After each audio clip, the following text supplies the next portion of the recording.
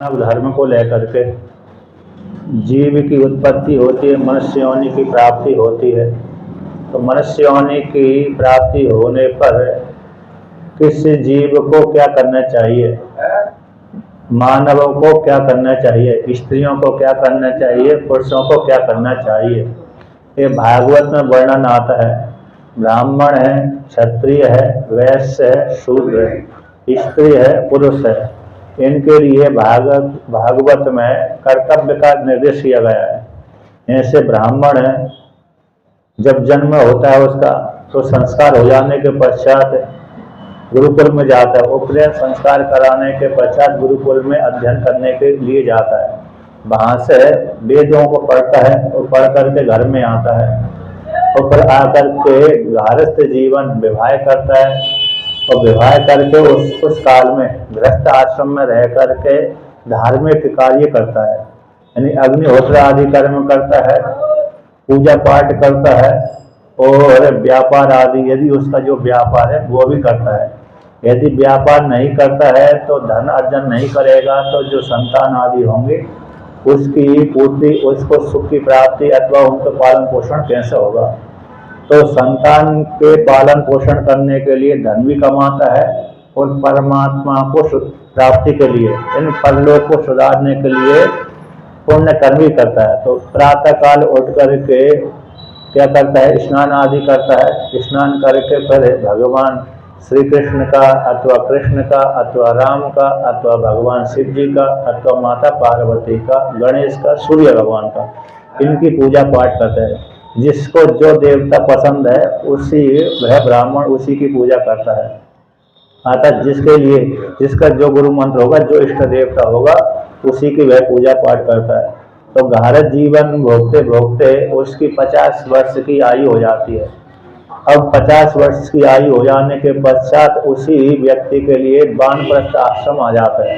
तो गृहस्थ आश्रम में अधिक कठोर साधना नहीं हो पाती है, पुण्य कर्म ज्यादा नहीं हो जाते हैं, परलोक की प्राप्ति के लिए कोई अच्छा साधन नहीं कर पाता है। इसलिए वही वानप्रस्थ आश्रम स्वीकार करके जंगल में चला जाता है अथवा गंगा किनारे, यमुना किनारे, नर्मदा किनारे अथवा नगर के पास में कुटिया बना करके अथवा एकांत स्थान में जा करके रहने लगता है और नदी के किनारे आदि रहने लगता है, तीर्थ क्षेत्रों में रहने लगता है। तो वहां पर रह करके कठोर साधना करता है। प्रातः काल उठता है, उठ करके भगवान की पूजा पाठ करता है, फिर दोपहर को फिर भगवान की पूजा पाठ करता है, फिर सायंकाल को पूजा पाठ करता है और भिक्षा के लिए किसी किसी के घरों में चला जाता है मांगने के लिए। तो इस प्रकार से जीवन यापन करता है। जब वानप्रस्थ आश्रम उसका पूरा हो जाता है, 25 वर्षों तक कठोर साधना करता है। ठंडियों में जल के भीतर खड़ा होकर करता है, बरसात में खुले आकाश में बैठ करके साधना करता है और गर्मी में अग्नि तापता है। अथवा ऐसी सामर्थ्य जिसको नहीं है तो सुबह से लेकर के दोपहर तक खूब भजन करता है। फिर दोपहर के बाद भोजन करने के लिए, भोजन मांगने के लिए दूसरे के घरों में जाता है। फिर सायंकाल फिर भजन करता है। ऐसा जीवन यापन करता है। फिर चौथा आश्रम हो जाता है संन्यास आश्रम। तो संन्यास में सबका त्याग कर देता है, पत्नी, पुत्र, भाई, बंधु सबका त्याग कर देता है और संन्यास धारण करके एक ओमकार का चिंतन करता है। तो एक के ब्राह्मण का वर्णन कर दिया, क्षत्रिय का उसी प्रकार से, वैश्य उसी प्रकार से। तो इस प्रकार से कर्म करते रहते हैं। अब स्त्रियों के लिए आता है, एक पुरुषों के लिए विधान कर दिया कि वो जन्म लेने के पश्चात विद्या अध्ययन करने के लिए जाए और विद्या अध्ययन करने के पश्चात भारत जीवन उपभोग करे। अब किसी कन्या के साथ विवाह कर ले और विवाह करके फिर धन भी अर्जन करे। उसी काल में धन अर्जन करते करते ही उसकी संतान भी हो जाती है। तो संतान जब विवाह के योग हो जाती है तो उन संतानों को विवाह कर दिया और विवाह करने के पश्चात लड़की का विवाह कर दिया, लड़कों का विवाह कर दिया। फिर उस पुरुष का कर्तव्य समाप्त हो जाता है, दायित्व समाप्त हो जाता है। फिर उसका अगला दायित्व वानप्रस्थ आश्रम में चला जाता है, भजन पूजन का। तो घर से कोई संबंध नहीं रहता, यदि रखता है तो वह बात अलग है, लेकिन शास्त्र के अनुसार उसका संबंध घर से नहीं रहता। फिर उसको जंगल में चले जाना चाहिए। अब कहते हैं जो स्त्रियां हैं, अब वो तो जंगल में नहीं जाती, कोई कोई जाती हैं, पति के साथ जाती हैं। जिसे ब्राह्मण ने, क्षत्रिय, वैश्य आदि ने वानप्रस्थ आश्रम स्वीकार कर लिया तो उनके साथ कोई कोई स्त्रियां जाती थी, कोई कोई नहीं भी जाती थी। राजाओं के साथ उनकी पत्नियां चली जाती थी, ब्राह्मणों के साथ भी उनकी पत्नियां चली जाती थी, वैश्य के साथ भी उनकी पत्नियां चली जाती थी वानप्रस्थ आश्रम में। लेकिन संन्यास आश्रम में साथ वो नहीं रखते थे। वानप्रस्थ आश्रम तक तो स्त्रियों को साथ रख सकते हैं, किंतु संन्यास आश्रम में स्त्रियों को साथ नहीं रखते। वो उन स्त्रियों को क्या करते थे, उनकी जो पत्नियां हैं तो उनको कहते हैं, जब संन्यास लेता था अथवा वानप्रस्थ आश्रम लेता था वही पुरुष, तो अपनी जो पत्नी, उसकी जो पत्नी थी, उस पत्नी को पुत्रों के हाथ में सौंप करके चला जाता था। वह स्त्री, उसकी जो पत्नी है, पुत्रों के अधीन होकर के रहती थी। अब जो स्त्रियों का कर्तव्य है, तो विवाह जिसके साथ हो गया, जब तक विवाह नहीं हुआ तब तक तो माता पिता के अधीन रहता है। जब तक कन्या का विवाह नहीं हुआ तब तक उसकी रक्षा कौन करता? पिता रक्षा करता है। यानी कुमार अवस्था तक तो पिता रक्षा करता है, युवावस्था में भर्ता उसका रक्षा करता है, यानी पति उसकी रक्षा करता है। वृद्धावस्था आ जाने पर उसकी रक्षा कौन करता है? उसके पुत्र रक्षा करते हैं। ये शास्त्र का वचन है। तो जब तक विवाह नहीं हुआ तब तक पिता के घर में रहती है, उस काल में शिक्षा आदि भी ग्रहण करती है। जब विवाह हो गया तो पति के अधीन रहती है, तो पति के घर में रह करके प्रातः काल उठती है, स्नान आदि करते हैं, वह भी भगवान का पूजन करती है। उसको जो भी पसंद होगा, जिस स्त्री को जो भगवान पसंद होगा, राम हो, कृष्ण हो, शिव हो, विष्णु हो, देवी हो, सूर्य हो, गणेश, जो भी पसंद हो उसी का भजन करते हैं। व्यक्ति के पूर्व जन्म के संस्कार होते हैं, कोई एक देवता में ज्यादा निष्ठा हो जाती है किसी में, क्योंकि पूर्व जन्म, अनंत जन्मों से व्यक्ति जन्म लेकर के आ रहा है और भगवान की पूजा करता हुआ आ रहा है। तो वह प्रातः काल उठ करके स्त्री स्नान आदि करके पूजा पाठ करती है, तो पूजा पाठ करने के पश्चात फिर अन्य घर का कार्य करती है। इस प्रकार से अन्य घर का कार्य करने के पश्चात फिर सायकाल फिर पूजा पाठ करती है। तो इस प्रकार से पति के साथ रहते हुए भारत जीवन को भोग करती है और सत्कर्म करती रहती है। पति की आज्ञा लेकर के, माता पिता की आज्ञा लेकर के, सास ससुर की आज्ञा लेकर के स्त्री कर्म करती रहती है, उनका उल्लंघन नहीं करती है। ये शास्त्र का वचन है। अभिवादनशीलस्य नित्य वृद्धोपसेविना वर्धन्त तस्य चत्वारा आयुर्विद्या यशोधनम। जिस स्त्री का, जिस पुरुष का, जिस बालक का, जिस बालिका का अपने से बड़ों को सम्मान देने का स्वभाव है, भगवान का पूजा पाठ करने का जिसका स्वभाव है, तो मनु महाराज कहते हैं कि जो भगवान का भजन और पूजन करता है, जो अपने माता पिता का सम्मान करता है, माता पिता को आदर देता है और पति आदि को आदर से पूजनीय व्यक्ति को आदर देता है, वो ब्राह्मण आदि को आदर देता है, सम्मान करता है, प्रणाम आदि करता है, तो मनु महाराज कहते हैं, शास्त्र कहते हैं, उस स्त्री को अथवा पुरुष को, बालक अथवा बालिका को सबसे पहले आयु की प्राप्ति होती है, ज्ञान की प्राप्ति होती है, बल की प्राप्ति होती है, यश की। आयु उसकी निरोग हो जाती है। जैसे हमने किसी को प्रणाम किया अथवा किसी बालक अथवा बालिका ने किसी बड़े को प्रणाम किया, तो उसके मन से जब प्रणाम करते हैं तो प्रणाम करने वाला व्यक्ति उसको आशीर्वाद देता है कि तुम सुखी हो जाओ। तो वो सुखी हो जाने का अर्थ यह है कि उसकी आयु निरोग हो गई। अब कभी कभी वरदान दे देता है कि तुम्हारी खूब वृद्धि हो, तो वृद्धि हो जाने लगती है। कभी कभी वरदान देता था कि तुम बहुत ज्ञानी हो जाओ, इस प्रकार से ज्ञानी हो जाता है। तो कभी कभी वरदान दे देता है कि तुम्हारी कीर्ति बहुत फैले। तो जो प्रणाम करने का ये फल होता है, तो प्रणाम करने से, भगवान की पूजा पाठ करने से, अपने बड़ों का सम्मान करने से आयु है, आयु को प्राप्ति हो जाती है, विद्या की प्राप्ति हो जाती है, बल की प्राप्ति हो जाती है, धन की प्राप्ति होती है और यश की प्राप्ति होती है। तो इस प्रकार से स्त्रियां भी अपने पति के अधीन रह करके, सास ससुर के अधीन होकर के, माता पिता के अधीन होकर के इस प्रकार से पूजा पाठ करते रहना चाहिए। तो पूजा पाठ करने से क्या हो जाता है, उनको इस जीवन भी सुधर जाता है और परलोक भी सुधर जाता है, और मरने के पश्चात वह भी अपने पति लोक को प्राप्त हो जाती है। तो इस प्रकार से यहाँ पर मानव धर्मों का वर्णन किया था कि स्त्रियों को, पुरुषों को परमात्मा की प्राप्ति के लिए भजन पूजन करते रहना चाहिए। अब आगे को प्रसंग वर्णन करते हैं। यदि जो स्त्री अथवा पुरुष भगवान का पूजा पाठ नहीं करते हैं तो मुश्किल से तो मनुष्य योनि की प्राप्ति होती है, न जाने कितने जन्मों के बाद उसको मनुष्य योनि की प्राप्ति होगी। 84 लाख योनि है, तो 84 लाख योनियों में घूमता घूमता व्यक्ति मनुष्य योनि की प्राप्ति होती है। अब 84 लाख योनि में कितना काल व्यतीत हो जाता है न जाने। इसलिए जो मनुष्य शरीर की प्राप्ति हो जाने पर भगवान की पूजा पाठ अथवा भजन करते रहना चाहिए, जिससे जीव का कल्याण हो जाए, अपना कल्याण हो जाए।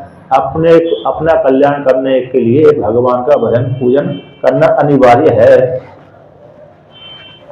अब एक कथा को सुनाते हैं। गज और ग्राह को प्रसंग आता है। किसी काल विशेष में एक त्रिकुट नामक पर्वत था, जो वरुण देवता का उद्यान था। कहते हैं, तस्य द्रोण्यः भगवतो वरुणस्य महात्मनः उद्यानं ऋतुमन्माना अक्रीडं सूर्योषिताम्। कहते हैं, त्रिकुट पर्वत था। उस पर्वत के तलहटी में, यानी समतल इलाके में, पर्वत के ऊपर भी खूब वृक्ष लगे हुए थे, तलहटी में खूब हरी भरी घास लगी हुई थी, उगती रहती थी, वर्षा होती रहती थी और अच्छा मौसम था। उस पर्वत पर, उस तलहटी में एक हाथी अपने झुंड के साथ रहता था। शेर भी रहते थे, हाथी भी रहते थे, भेड़िया भी रहते थे, सरव आदि जानवर और पक्षी भी रहते थे, हिरण आदि भी रहते थे। जैसे जंगलों में सभी प्रकार के जानवर रहते हैं, उसी प्रकार से जो त्रिकुट पर्वत है, उस पर्वत की तलहटी में और पर्वत के ऊपर भी शेर, भालू आदि, हाथी आदि रहते थे। कहते हैं, उस हाथी में 10,000 हाथियों का बल था। जैसे एक सामान्य व्यक्ति में जैसा बल होता है, उसकी अपेक्षा किसी में 10,000 हाथियों का बल हो, तो हाथी का तो बल है, किंतु 10,000 हाथियों को और जोड़ दो, जितना बल होता है उतना बल एक ही हाथी में था। वह हाथी उस त्रिकुट पर्वत पर निवास करता था, अपने परिवार के साथ रहता था। उसके कई बच्चे बच्चियां थी, कई उसकी पत्नियां थी, उसके परिवार भाई बंधु बहुत थे, अर्थात कई हाथियों का झुंड था।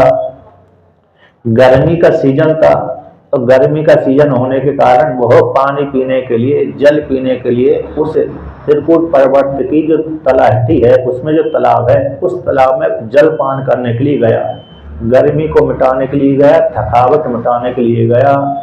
यहाँ पर वर्णन करते हैं कि उस हाथी की धाड़ से शेर भी डर के मारे भाग जाता था। शेर है, भालू है, जो हिंसक प्राणी होते थे, वो डर के मारे भाग जाते थे। उस हाथी की धाड़ को सुनकर के सारे हिंसक प्राणी भाग जाते थे, और जो हिंसा वाले प्राणी नहीं थे, वे सुखी होकर के वहां पर विचरण करते थे। तो ऐसा वो हाथी उस जंगल में निवास करता था, रहता था। कई वर्ष व्यतीत हो गए, तो एक उसका प्रारब्ध भोग ऐसा उत्पन्न हो गया जो उसको कष्ट देने वाला था। अब प्रारब्ध भोग ऐसा चालू हो गया, तो कहते हैं, जल पान करने के लिए अपने परिवार को साथ लेकर के, यानी अपने हाथी के बच्चे आदि को साथ लेकर झुंड से युक्त होकर के सरोवर में जल पान करने के लिए गया। अब वहां पर जल पिया स्वयं ने, उसके बच्चे आदि ने पिया। अब हाथी जब जल देखता है तो उसमें खेलने की उसको इच्छा हो जाती है, जैसे महिष आदि है।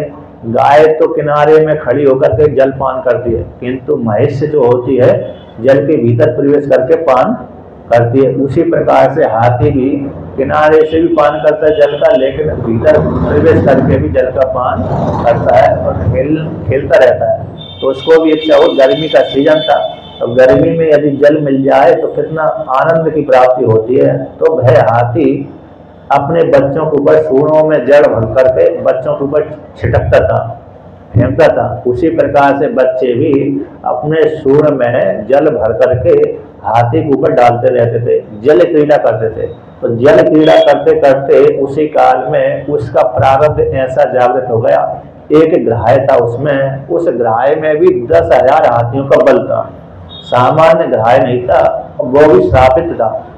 अब ग्राह ने उसका पैर पकड़ लिया, गज का यानी हाथी का जब पैर पकड़ लिया तो उसने देखा कौन सा जानवर आ गया, तो उससे पैर छुड़ाने लगा। अर्थात कौन? हाथी ग्राह से, मगर से। मकर से अपना पैर छुड़ाने लगा। तो कभी हाथी बाहर तालाब के बाहर खींचता था, और कभी ग्रहाय यानी मकर उस हाथी को नदी पानी के भीतर ले जाता था। तो यहाँ पर वर्णन करते हैं, कभी हाथी बाहर खींचता था, कभी ग्राह्य उसको अंदर ले जाता था। तो इस प्रकार से लड़ते लड़ते उसके 1000 वर्ष व्यतीत हो गए। जब अंदर लेके जाते थे तो उसकी जो पत्नियां थी, उन और परिवार वाले जो थे, आते बहुत से हाथी थे, एक की एक पूंछ पकड़ करके हाथी को खींचना चाहते थे, खींचते थे, लेकिन उनका वो बल काम ही नहीं आया। किसी भी हाथी ने उनको खींच नहीं पाया, जल से बाहर निकाल ही नहीं पाया, क्योंकि उसका प्रारब्ध ऐसा ही था। तो ग्राह एक ऐसा हो गया, बलवान हो गया। तो लड़ते लड़ते 1000 वर्ष तक, और जब 1000 वर्ष तक व्यतीत हो गया लड़ते लड़ते, तो जल का प्राणी में तो ज्यादा शक्ति बढ़ गई, और जो थल का प्राणी था उसमें शक्ति घटने लगी। थल के प्राणी में थल में रह करके शक्ति बढ़ती है, और जल के प्राणी में जल में रह करके शक्ति बढ़ती है। अब दोनों, यद्यपि दोनों का भोजन नहीं था, लेकिन जल के प्राणी का जल तो भोजन ही है। तो वहां पर ग्राह्य का जो भोजन था जल, उसको उसी में आनंद था, और उसको पान करते करते उसको तो वृद्धि हो गई, उसकी बल भी बढ़ गया, वृद्धि हो गई, और थकावट भी उसकी नहीं हुई। किंतु हाथी थल का प्राणी है, थल में रहता था, तो थल में रहने के कारण, वो जल में न रहने के कारण, वो उसकी शक्ति कुंठित हो गई, घट गई, और उसका उत्साह भी भंग हो गया। 1000 तक लगातार जो युद्ध करेगा, तो युद्ध करते करते कोई न कोई तो थकेगा, लेकिन हाथी ही थक गया। और जब 1000 वर्ष तक युद्ध कर रहा था, उस युद्ध को देखने के लिए देवता भी आकाश में आ गए। उन्होंने देखा एक आश्चर्य है कि दोनों का युद्ध चल रहा है, किसी की पराजय नहीं हो रही। इसके पश्चात जब देखा कि उसने विचार किया, अब मेरी उद्धार कैसा, ये तो लगता है मेरा प्रारब्ध ही ऐसा आ गया। अभी तक तो मेरा प्रारब्ध सुखीमय बीत रहा था, किंतु अब मेरा प्रारब्ध कैसा आ गया, कष्टमय आ गया। एक काल ही, मेरा प्रारब्ध ही काल बन करके मेरे पास में आ गया, निश्चित रूप से मेरी मृत्यु होने वाली है। ऐसा जान करके उसने विचार किया किस प्रकार से मेरी इस कष्ट से छुटकारा हो। विचार किया उसने, कहे हाथी छुड़ा लेंगे, तो देखा कि हाथी ने छुड़ा ही नहीं पाया, तो हथियां छुड़ा लेंगे, तो हथियां तो और कमजोर होती हैं, हाथी ज्यादा बलवान होते हैं, हथियां कमजोर होते हैं, तो हथियां कैसे छुड़ाएंगे, और जो छोटे छोटे बच्चे हैं वो भी नहीं छुड़ा पाए। तो चारों ओर से निराश हो गया। तो उसने एक निर्णय किया कि भगवान की ही शरण में जाना चाहिए। भगवान की शरण में जाकर के ही कष्टों की निवृत्ति होती है, दूसरे की शरण में जाकर के कष्टों की निवृत्ति नहीं होती। तो उस हाथी ने भगवान विष्णु की शरण में चला गया, और शरण में जाकर के कहते हैं उसकी पूर्व जन्म की स्मृति जागृत हो गई। हाथी को किसी पूर्व जन्म में मनुष्य योनि में था, और राजा था, किसी श्राप के कारण ही वो हाथी बन गया था। तो पूर्व जन्म में जो जिस स्त्रोत का पाठ करता था हाथी राजा, और राजा रूप हाथी, भई स्त्रोत उसके मन में जागृत हो गया, तो भई स्त्रोत का पाठ करने लगा। भगवान विष्णु को आश्रय लेकर के अर्थात भगवान विष्णु के स्तुति का पाठ करने लगा, मन ही मन युद्ध भी करता था और पाठ भी करता था। तो कहते हैं यहाँ पर कौन सा श्लोक है, यहाँ पर वर्णन करते हैं, ओम नमो भगवते तस्मै यतचेतचिदात्मकं पुरुषायादि बीजाय परेशायाभि धीमहि। यहाँ पर कहता है, वो गज कहता है, हाथी कहता है, ओम नमो भगवते तस्मै, ऐसे जो सभी के ऊपर शासन करने वाले हैं, षड ऐश्वर्य से संपन्न हैं, ऐसे भगवान के लिए नमस्कार है, जो चित्त स्वरूप है, ज्ञान स्वरूप है, आनंद स्वरूप है, जीवात्माओं को सुख देने वाले हैं, जीवात्माओं को ज्ञान देने वाले हैं, जीवात्माओं को आनंद देने वाले हैं। और परमात्मा कैसे है, भगवान विष्णु कैसे ज्ञान स्वरूप है, आनंद स्वरूप है, चेतन स्वरूप है। ऐसे उस परमात्मा को मैं प्रणाम करता हूँ, जो सभी के आदि हैं, कारण हैं, और जो अपने आप में पूर्ण है, जो सभी के ऊपर शासन करने वाले, ऐसे परमात्मा को मैं ध्यान करता हूँ, नमस्कार करता हूँ, ध्यान करता हूँ। इस प्रकार से उसने क्या किया, स्तुति करी, यानी भगवान विष्णु की निर्गुण रूप से सगुण रूप से भी स्तुति करी और निर्गुण रूप से भी करी। न विद्यते यस्य चकर जन्म कर्म वा, न नाम रूपे गुण दोष एव वा, तथापि लोकाप्य संभवाय स्वमाया तान्य लोकाल मृच्छति। व्यास कहता है कि जिस परमात्मा को मैं भजन कर रहा हूँ उसका ना तो जन्म होता है, जैसे हमारी आत्मा का जन्म नहीं होता। जो हमको रूप दिख रहा है, स्त्री का रूप दिख रहा है अथवा पुरुष का रूप दिख रहा है, उसका तो जन्म होता है, लेकिन इसके भीतर रहने वाली जो चेतन आत्मा है, मैं जानू कि ये स्त्री है, मैं जानू कि ये पुरुष है, जो जानने वाला है हमारे शरीर के भीतर, हम जो जानते हैं कि मैं स्त्री हूँ, मैं पुरुष हूँ, जो इस प्रकार से जानता है उसका जन्म नहीं होता। तो जन्म किसका होता है? जो आकार दिख रहा है, रूप दिख रहा है, उसका जन्म होता है। इन पंचभूतों के द्वारा निर्मित शरीर है, उसी शरीर का ही जन्म होता है, उसी शरीर का ही नाम पड़ता है। इस शरीर के भीतर रहने वाला जो अपने शरीर को प्रकाशन करने वाला है, यानी शरीर को प्रकाशन कर रहा है, इंद्रियों को प्रकाशन कर रहा है, उसका जन्म नहीं होता। तो कहते हैं परमात्मा का अर्थात ईश्वर का यानी आत्मा का ना तो जन्म होता है और ना ही उसका कर्म है। यानी हमारे शरीर के भीतर जो आत्मा है, किसके भीतर? हमारे शरीर के भीतर जो आत्मा है उसका जन्म नहीं होता। तो जन्म किसका होता है? ये शरीर का जन्म होता है, जो हमारा देख रहा है माता पिता के द्वारा खाए हुए अन्न का ये परिणाम है। माता पिता के द्वारा खाया हुआ अन्न, उस अन्न का ये परिणाम है। तो इस स्थूल शरीर का ही जन्म होता है और सूक्ष्म शरीर का जन्म होता है, आत्मा का जन्म नहीं होता। इसलिए भगवान विष्णु का न स्थूल शरीर है न सूक्ष्म शरीर है, स्थूल शरीर और सूक्ष्म शरीर से रहित है वो। इसलिए उनका ना तो जन्म है और ना ही उनका कोई कर्म है। यदि भगवान का कोई कर्म होता तो जन्म होता। जैसे हमने झूठा ही कर्म कर लिए, आरोप कर लिए, इसलिए हमारा जन्म हो जाता है, लेकिन भगवान का कर्म भी नहीं है, इसलिए जन्म भी नहीं होता। तो भगवान का ना तो जन्म होता है ना कर्म होता है। जब जन्म कर्म होता ही, कर्म है ही नहीं तो जन्म नहीं है, और जन्म नहीं है तो उसका नाम भी नहीं है। क्योंकि यदि जन्म होगा तो नाम होगा। जैसे किसी बालक और बालिका का जन्म हो गया तो उसका नाम रख दिया हमने, ये अरे कौन है, ये देवदत्त नाम रख दिया बालक का, और ये यमुना नाम रख दिया, बालिका का नाम रख दिया, गंगा नाम रख दिया, सरस्वती नाम रख दिया। तो जब बालक बालिका होते हैं उसका हम स्थूल शरीर का नाम रखते हैं। किसका नाम रखते हैं? वो भी स्थूल शरीर का नाम रखते हैं, आत्मा का नाम उसका भी नहीं रखते। उसी प्रकार से भगवान का भी नाम जन्म नहीं होता तो नाम रूप भी नहीं है, तो गुण भी नहीं है। फिर भी ऐसे न होने पर भी लोगों को कल्याण करने के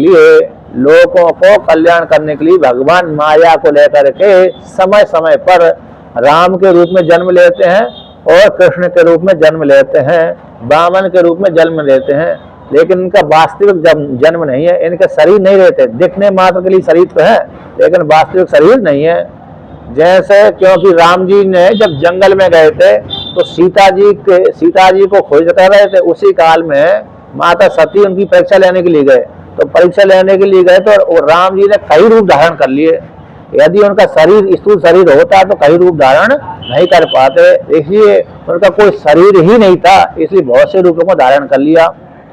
तो इस प्रकार तो अपनी माया को लेकर के ही जीवों को कल्याण करने के लिए, उपदेश करने के लिए और दिखलाने के लिए, देखो मैंने जन्म लिया है तो फिर मैं इस प्रकार से कर्म करता हूँ, और कर्म करके शास्त्रीय कर्म करके मैं अपने लोक को चला जाता हूँ। उसी प्रकार से सामान्य स्त्री पुरुषों को मेरा अनुसरण करना चाहिए। अर्थात मैंने जिस प्रकार से भगवान की पूजा पाठ करी, कर्म किया, उसी प्रकार से सामान्य स्त्री और पुरुषों को भगवान की पूजा पाठ और कर्म करते रहना चाहिए, लेकिन कामना से रहित होकर के कर्म करेंगे तो ज्ञान की प्राप्ति होती है, और कामना से युक्त होकर के कर्म करेंगे तो ज्ञान की प्राप्ति नहीं होती, लोकांतर की प्राप्ति होती है, फल की प्राप्ति होती है। और कामना से रहित होकर कर्म करते हैं तो लोकांतर की प्राप्ति होती है, ज्ञान की प्राप्ति होती है, सुख की भी प्राप्ति होती है।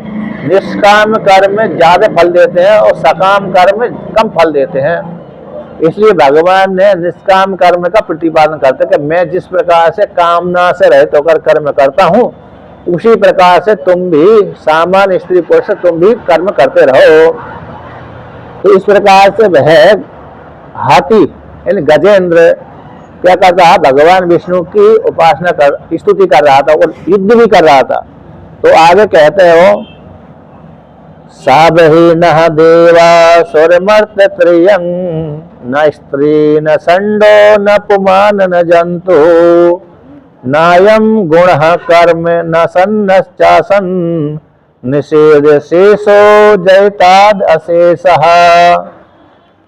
हाथी कहता है, गज कहता है कि सब जो परमात्मा है, ना तो देवता है यानी हमारे शरीर के भीतर रहने वाली जो आत्मा है, ना तो वह देवता है और ना ही वह असुर है और ना ही वह मनुष्य है और ना ही कीड़े मकोड़े त्रियक योनि वाली जीव जंतु है। जो आत्मा है भगवान विष्णु है अथवा शिव है अथवा निर्गुण निराकार परमात्मा ईश्वर है, ना तो वो देवता है और ना ही वो असुर है और ना ही वो मर्त यानी जिसकी मर संज्ञा होती है, जीवात्मा गुण संज्ञा होती है, तो कहते मर्त भी नहीं है। तो त्रियंग होगा परमात्मा का, त्रियंग कोई योनि वाला भी नहीं है, अतः पशु पक्षी योनि वाला भी नहीं है। तो कहते हैं परमात्मा स्त्री होगा तो स्त्री भी नहीं है परमात्मा, नपुंसक होगा तो कहते नपुंसक भी नहीं है, तो पुरुष होगा तो पुरुष भी नहीं है, जंतु होगा तो जंतु भी नहीं है। तो ना तो देवता है, न असुर है, न मर्त जीवात्मा है, न त्रियंग योनि वाला है, न स्त्री है, न पुरुष है, न नपुंसक है, न कोई जंतु है, न उसके कोई गुण है, न कर्म है। तो इस प्रकार से न सत है न असत है। तो कौन है? निषेध शेषो जयताद अशेषा, कि सबका निषेध करते करते भाई परमात्मा एक अकेला रहता है। जैसे हमने स्त्री अपने में स्त्री का निषेध कर दिया, अपने में पुरुष का निषेध कर दिया, अपने में नपुंसक का शरीर कर दिया। मैं स्त्री भी नहीं हूँ, मैं पुरुष भी नहीं हूँ, मैं नपुंसक भी नहीं हूँ, मैं किसी की माता भी नहीं हूँ, मैं किसी का पिता भी नहीं हूँ, मैं किसी की पत्नी भी नहीं हूँ, मैं किसी का पति भी नहीं हूँ, मैं किसी का पुत्र भी नहीं हूँ, मैं किसी की पुत्री भी नहीं हूँ। तो न मैं स्थूल शरीर वाला हूँ, न सूक्ष्म शरीर वाला हूँ, न कारण शरीर वाला हूँ। तो कौन हूँ मैं? सबका निषेध करते करते जो शेष रहे वो मैं हूँ, निर्गुण निराकार परमात्मा। आप अपने कमरे से सभी को भगा सकते हैं, जिस कमरे में आप रहते हैं उस कमरे में से आप सही सामग्री को निकाल सकते हैं, सभी को भगा सकते हैं, किंतु अपने आप को नहीं भगाते। तो सबका निषेध करने पर सबका तो निषेध कर सकते हैं, अपना निषेध नहीं करते। अतः सभी का खंडन कर सकते हैं, सब मिथ्या है, किंतु अपने को स्वयं ये नहीं बोलता कि मैं मिथ्या हूँ। वही आत्मा हो गई, वही परमात्मा हो गई, वही भगवान हो गए। कि सबका निषेध करते करते जो शेष रहे वही परमात्मा है। इस प्रकार से गजेंद्र महाराज ने भगवान विष्णु की आराधना करी। जब व्यापक दृष्टि से आराधना करी तो कोई ब्रह्मा भी नहीं आए, अन्य भी नहीं आए, तो कोई केवल कौन आए? भगवान विष्णु ही आए। तो देखा भगवान विष्णु ने कि गजेंद्र बहुत दुखी है और दुखी होकर के मेरे को पुकार रहा है। तो भगवान विष्णु वहां से चले, गरुड़ पे आ रहे थे, तो गरुड़ पे आते आते उनको और उतावली लगी कि अब तो मरने ही वाला है। तो वहां से गरुड़ को पीछे छोड़ दिया। आपने एक फोटो देखा होगा जहां पर ग्राह को उद्धार कर रहे हैं तो गरुड़ से उतर जाते हैं भगवान विष्णु। तो यहाँ पर भी वही वर्णन करते हैं कि भगवान विष्णु देखा कि अब तो इसको उतावला हो गया, अब आशा छोड़ी थी। तो इस प्रकार से उसने भगवान विष्णु ने गरुड़ को पीछे छोड़ दिया और गरुड़ से कूद करके पुनः वहां जहां पर जो थे गज और ग्राह दोनों में युद्ध हो रहा था तो वहीं पर आ गए। अब हाथी ने देखा, गजेंद्र ने देखा कि भगवान विष्णु आ रहे हैं और भगवान विष्णु को देख करके उसने एक पास ही में तालाब के सरोवर में कमल खिला हुआ था, वहीं जहां युद्ध कर रहा था वहां पर कमल भी था। तो कमल को सूंड से तोड़ा, सूंड से तोड़ करके जैसे ही भगवान विष्णु ऊपर आ रहे तो उसने सूंड से तोड़ करके ऊपर फेंका। हे नारायण, हे जगत गुरु, ऐसा बोला। तो ऐसा बोलते ही भगवान विष्णु का हृदय कोमल हो गया, पिघल गया। और भगवान विष्णु तुरंत जहां पर खड़ा हुए थे, जहां पर गज और ग्राह दोनों का युद्ध हो रहा था, तुरंत हाथी को पकड़ा। हाथी को पकड़कर ग्राह के सहित बाहर निकाल दिया। हाथी के साथ साथ ग्राह भी आ गया और ग्राह से तुरंत भगवान विष्णु ने सुदर्शन चक्र उठाया और ग्राह के मुख को फाड़ दिया। जैसे ही ग्राह का मुख फड़ा उसी समय उसकी मृत्यु हो गई। अतः ग्राह को मार दिया। तो मारते ही उसकी जो ग्राह योनि थी अर्थात पशु योनि थी, तो पशु योनि से भी छुटकारा उसको प्राप्त हो गया, उसको दिव्य शरीर की प्राप्ति हो गई। क्योंकि भगवान विष्णु के हाथ से जो मरता है, भगवान विष्णु के हाथों का स्पर्श जिससे हो जाता, जिसका स्पर्श हो जाता है, वो कैसा हो जाता है, उसके सारे पाप निवृत्त हो जाते हैं।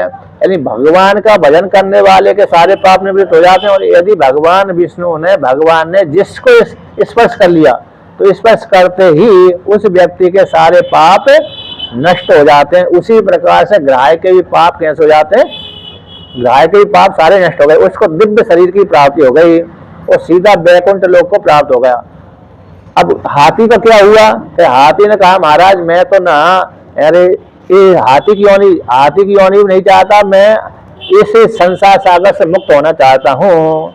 आता मेरे को बंधन की प्राप्ति हो गई। तो बंधन से किस प्रकार, आपके पूजा पाठ से ही बंधन की निवृत्ति होती है। मैं किसी प्रकार के सुख नहीं चाहता, लोकांतर को नहीं चाहता, बल्कि आपको ही चाहता हो। तो इस प्रकार से जब आपको ही चाहता हूं, तो विष्णु भगवान ने कि आपकी कृपा से ही सारे बंधनों की निवृत्ति होती है, अन्य किसी उपाय से बंधनों की निवृत्ति नहीं होती। एक तो ब्रह्म ज्ञान के द्वारा बंधन की निवृत्ति होती है, एक भगवान के दर्शन से ही बंधन की निवृत्ति हो जाती है। ब्रह्म ज्ञान के द्वारा योगी ब्रह्मवेत्ता उपनिषद पढ़ करके बंधन की निवृत्ति करते हैं, और दूसरे भक्तजन भगवान की भक्ति करते करते बंधन की निवृत्ति कर देते हैं। तो आप भगवान के स्पर्श से, दर्शन से, पूजा पाठ से मेरे बंधन की निवृत्ति हो जाए, और तो भगवान विष्णु ने उसके बंधन की निवृत्ति कर दी, आदर ज्ञान का उपदेश कर दिया, उसने अपने आप को जान लिया मैं ब्रह्म हूँ। तो भगवान विष्णु ने उसको स्पर्श किया था, तो उसी काल में उसकी हाथी योनि छूट गई और दिव्य शरीर धारण कर लिया। तो दिव्य शरीर धारण करके अपने साथी गरुड़ पे बिठा, अपने साथी उसको ले गए, गरुड़ पे बिठा करके वैकुंठ लोक में भगवान विष्णु ले गए। उसको ग्राह को भी दिव्य योनि की प्राप्ति हो गई, और हाथी को भी, ग्राह और गज और ग्राह दोनों को दिव्य योनि की प्राप्ति हो गई। एक तो वैकुंठ लोक को चला गया, एक अपने लोकांतर को चला गया। कहते ग्राह कौन था और गज कौन था, हाथी कौन था और मगर कौन था। कहते हैं जो ग्राह था उसमें भी कहते हैं वो भी श्रापित था, और हाथी भी श्रापित था, और ग्राह भी श्रापित था, अतः मगर भी श्रापित था और हाथी भी श्रापित था। तो यहाँ पर जो ग्राह का वर्णन आता है कि उहू नाम का एक गंधर्व था। अब उहू नाम का जो गंधर्व था उसको देवल नाम के ऋषि है, उन्होंने श्राप दे दिया था तुम ग्राह बन जाओ। उन्हीं के श्राप से होकर के वही गंधर्व ग्राह बन गया था, मगर बन गया था। तो वही भगवान विष्णु के स्पर्श हो जाने से, इस भगवान विष्णु के द्वारा मारे जाने से पुनः उसको गंधर्व होने की प्राप्ति हो गई, यानी पाप की निवृत्ति हो गई। अब जो हाथी बने थे तो कहते हैं वो कौन थे, किस कारण से, किस दोष के कारण उनको हाथी योनि की प्राप्ति हो गई।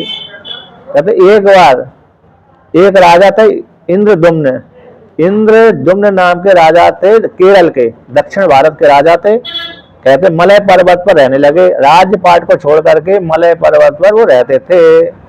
जिस काल में मुनि वृत्ति का आश्रय करके मलय पर्वत पर निवास कर रहे थे, तो उसी काल में कहते हैं किसी काल विशेष में अगस्त ऋषि अपनी शिष्य मंडली को लेकर के आए थे। जब आए थे तो उन्होंने देखा कि ये राजा राजपाट को त्याग करके, गृहस्थ आश्रम को त्याग करके और अतिथि सेवा को त्याग करके मुनियों के जैसे बैठा हुआ है, ध्यान साधना, ये लगता है अहंकारी है और हाथी के समान बैठा हुआ है। इसने, जबकि इसको परोपकार करना चाहिए, सत्कर्म करना चाहिए, सत्कर्म को छोड़ करके, अतिथि सेवा को छोड़ करके ये मुनियों की व्यक्ति लेकर के भजन कर रहा है, ये ठीक नहीं कर रहा है, ये अहंकारी है, ये और हाथी के समान बैठा हुआ है। इसलिए जा हाथी की योनि की प्राप्ति हो जाए। तो अगस्त ऋषि ने ही उसे इंद्रदुम्न राजा को हाथी योनि का श्राप दे दिया। तो वही ग्राह बना था, गज बना था। अब उसने भी देख लिया था मेरा प्रारब्ध इस अगस्त मुनि के रूप में आया, संतोष कर लिया। तो वही जो इंद्रदुम्न नाम के राजा थे, वही राजा ही गज बने थे। भगवान विष्णु की कृपा से उसको जो गज योनि थी, यानी हाथी योनि थी, उससे छुटकारा हो गया। अच्छा, जब राजा के रूप में रहते थे तब भी भगवान विष्णु की प्राप्ति के लिए वे साधना करते थे। जिस स्त्रोत का पाठ करते थे वो निरंतर वही स्त्रोत का पाठ वो हाथी के रूप में करते रहे। उनकी स्मृति नष्ट नहीं हुई, उनकी स्मृति पूर्व जन्म की स्मृति नष्ट नहीं हुई, इसलिए उन्होंने हाथी के रूप में रह करके भी उस स्त्रोत का पाठ करते रहे। उसी स्त्रोत के पाठ के माध्यम से भगवान विष्णु की प्राप्ति, मोक्ष की प्राप्ति हो गई। तो इस आख्यान से ये तात्पर्य है कि भक्त जो नवदा भक्ति आई है, तो नवदा भक्ति में एक आते बंदनम अर्चनम दास्यम, अर्चनम बंदनम दास्यम सक्यम आत्मनिवेदनम। तो बंधन शब्द आया, इन वंदना से भगवान की प्राप्ति होती है। तो यहाँ पर ये वंदना का लक्षण आया कि यानी स्तोत्र के पाठ करने से भगवान की प्राप्ति होती है। जैसे भक्ति से भगवान की प्राप्ति होती है, नाम के द्वारा भगवान की प्राप्ति होती है, उसी प्रकार से स्तोत्र के पाठ करने से भगवान की प्राप्ति होती है। और दूसरी कथा इसमें भी आती है कि एक घटना, एक तो त्रिकुट पर्वत की घटना घटी है, एक नेपाल में घटी थी। नेपाल में गंडकी नदी में हाथी और एक गाय का युद्ध हुआ था। जल पीने के लिए हाथी गया गंडकी नदी में, वहीं पर गाय ने पकड़ लिया। अब दोनों में भयंकर युद्ध हुआ, हाथी में और मगर में। तो युद्ध करते करते करते कहाँ पर चले आए, गंडकी नेपाल के सीमा से चले थे। नेपाल और बिहार की सीमा है, भारत और नेपाल की सीमा। तो वहां से युद्ध आरंभ हुआ था। तो जहां पर गंडकी नदी गंगा में मिलती है, वहां पर जाकर के युद्ध समाप्त हुआ था। लड़ते लड़ते कभी हाथी बाहर खींचता था, कभी मगर उसको नीचे खींच जल में लेके जाते थे। यानी पूरी गंडकी नदी पार हो गई, गंगा में जहाँ पर संगम हुआ था वहीं पर जाकर के उनका युद्ध समाप्त हुआ। वहां पर हाथी मरने लगा, और मरने लगा तो उसने भगवान विष्णु को पुकारा था। भगवान विष्णु गरुड़ पर बैठ करके आए थे। दूसरे कल्प की घटना है। अब उस कल्प में कहते गज और हाथी कैसे बने, कि उस कल्प में कहते कोई दो ब्राह्मण थे और दोनों ही सिद्ध थे। दो ब्राह्मण थे, दोनों ही सिद्ध थे, दोनों ही मित्र थे। अब एक मित्र ब्राह्मण ने दूसरे ब्राह्मण, अपने मित्र ब्राह्मण को डरा दिया। माया सिद्ध हो जाने से उनके पास शक्ति आ जाती है। जब तपस्या करने से शक्ति आती है, तपस्या करने से सिद्धि की प्राप्ति हो जाती है, और सिद्धि का भी दुरुपयोग कर लिया तो गलत भी हो जाती है। तो क्या किया, वो दोनों ब्राह्मण मित्र भी थे और दोनों ही सिद्ध थे। तो एक ब्राह्मण ने दूसरे ब्राह्मण को डरा दिया, यानी मगर बन करके। तो दूसरा डर गया तो उसने श्राप दे दी, तू मगर बन जा। तो दूसरे ने श्राप दे दी, तू हाथी बन जा। तो दोनों ही ब्राह्मण, एक हाथी बनाता एक मगर बनाता। तो आपस में बैर बना रहा, वही बैर का बदला लेने के लिए आपस में लड़ पड़े थे। तो दूसरे कल्प की घटना है। इस प्रकार से दो कल्पों को लेकर के हाथी और मगर के बने थे, मगर योनि की प्राप्ति हुई थी। इस प्रकार से भगवान विष्णु ने गज और गाय का उद्धार किया। अब आगे की कथा का वर्णन करते हैं। देवताओं का कहते हैं यहाँ पर समुद्र मंथन की कथा को लेकर के वर्णन करते हैं। किसी काल विशेष में कहते हैं देवताओं के ऊपर दैत्यों का अधिकार हो गया था।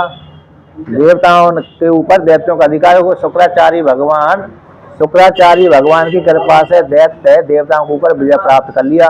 फिर देवताओं ने भी भगवान विष्णु के परामर्श करके संधि कर ली। तो संधि कर ली तो फिर देवता अपने स्थान पर रहने लगे और दैत्य अपने स्थान पर रहने लगे। अब भगवान विष्णु ने कहा कि तुम दैत्यों के साथ मिलकर के समुद्र का मंथन करो, और उसमें जो सामग्री प्राप्त होगी उसमें अमृत प्राप्त होगा। उस अमृत को पान करने से तुम अजर अमर हो जाओगे और मरने की शंका समाप्त हो जाएगी। अब वहां पर भगवान विष्णु ने सारे देवताओं को सचेष्ट कर दिया कि जो भी दिव्य वस्तु समुद्र मंथन करने से जो प्राप्त हो उसको तुम दैत्यों को मत लेने देना। इन श्रेष्ठ वस्तु जो होगी उसको मत लेने देना, और जो खराब वस्तु होए उसको उनको छोड़ देना। तो कहते हैं जब समुद्र मंथन दोनों में संधि हो गई, दैत्यों में और देवताओं में संधि हो गई, तो दोनों ही मिलकर के समुद्र मंथन करने के लिए उद्योग करने लगे। तो कहते हैं मंदराचल पर्वत को तो मतानी बनाया। समुद्र मंथन जब किया था, क्षीर सागर का मंथन किया था। अच्छा, मंथन करने की क्या आवश्यकता पड़ी? तो कहते हैं मंथन करने की आवश्यकता पड़ गई थी कि इंद्र देवता की लक्ष्मी रुष्ट होकर के चली गई थी। अर्थात किसी काल विशेष में दुर्वासा ऋषि दुर्वासा ऋषि बैकुंठ लोक से पूजा भगवान विष्णु की पूजा करके पृथ्वी लोक में आ रहे थे।